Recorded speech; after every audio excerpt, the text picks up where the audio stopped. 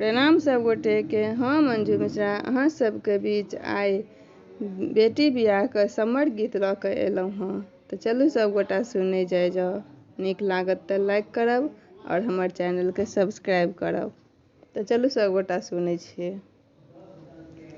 सीता सकल देखी झाँखती जनक जी, आब सीता रहली कुमारियो।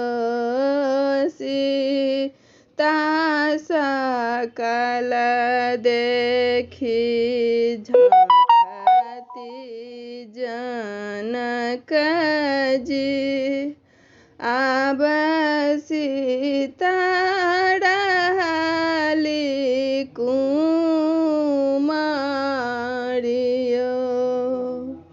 देश ही देश नोत पठाओल,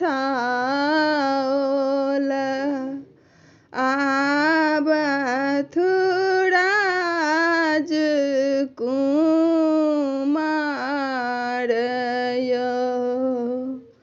सीता के सूरति निहारथु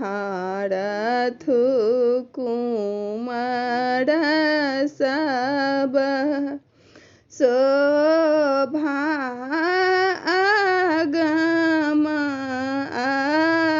अपार यो।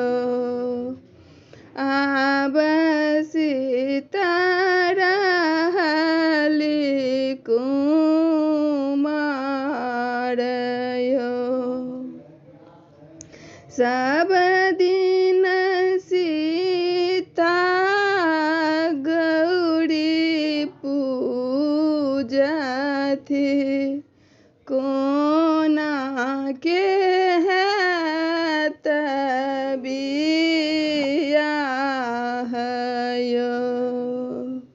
कोना के ई धनुष टूटत, सीता बियाह बताहियो। आब सीता रहली कुमारियो। सीता आबि बुझाओल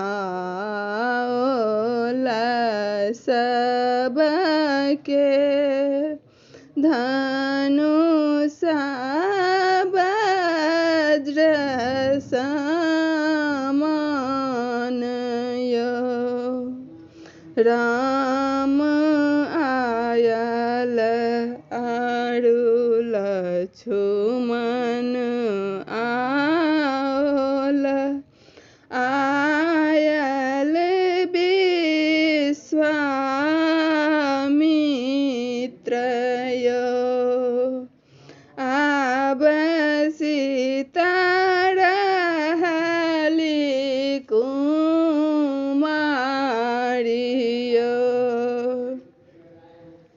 धनुष टूटल बाजन बाजल, सीता से भेलनि बियाह यो।